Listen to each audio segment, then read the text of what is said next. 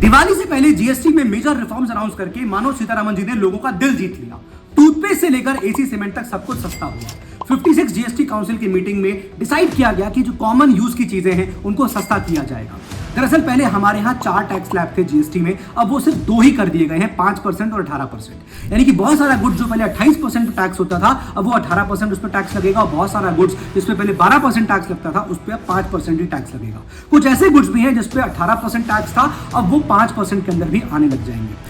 एक और tax slab है दैट इज 40% का, जिसपे कुछ सिंपल गुड्स जैसे कि तंबाकू वगैरह का टैक्स किया जाएगा। कुछ लग्जरी कार्स हैं तो वो भी 40% पे टैक्स करी जाएंगे। अब ऐसे भी कुछ यहाँ पर गुड्स हैं जिसपे 0% टैक्स हो गया है, जैसे कि लाइफ सेविंग मेडिसिन 33 ऐसी हैं जिसपे 0% टैक्स होगा। किसी इंडिविजुअल का हेल्थ इंश्योरेंस 0% टैक्स होगा। पनीर, रोटी, चपाती, पराठा, ये सब पे 0% टैक्स होगा। हालांकि गवर्नमेंट ने इलेक्ट्रिक व्हीकल के ऊपर टैक्स 5% रिटेन किया है। दोस्तों ये सारे रिफॉर्म्स जो है वो 22 सितंबर से लागू हो जाएंगे। अब गवर्नमेंट ऐसा क्यों कर रही है? गवर्नमेंट का कहना यह है कि देखिए इससे कंजम्पशन इंक्रीज होगा, कंजम्पशन इंक्रीज होता है तो डिमांड बढ़ती है, उससे प्रोडक्शन बढ़ता है और कंट्री की जीडीपी इंक्रीज होती है। और दूसरी बात, टैक्स बॉयंसी बढ़ेगी, यानी कि टैक्स बेस जो है वो इंक्रीज हो जाएगा। मान लीजिए कोई गुड था जो पहले 28% पे टैक्स होता था, वो कोई आदमी नहीं ले रहा होगा कि इस पर टैक्स बहुत है, अब वो अगर 18% में आ जाएगा यानी चीज सस्ती हो जाएगी तो वो व्यक्ति भी टैक्स देने लग जाएगा गुड्स खरीदेगा तो इस तरह से टैक्स बेस वाइड हो जाएगा और जो सरकार का रेवेन्यू है वो वहीं का वहीं बना रहेगा।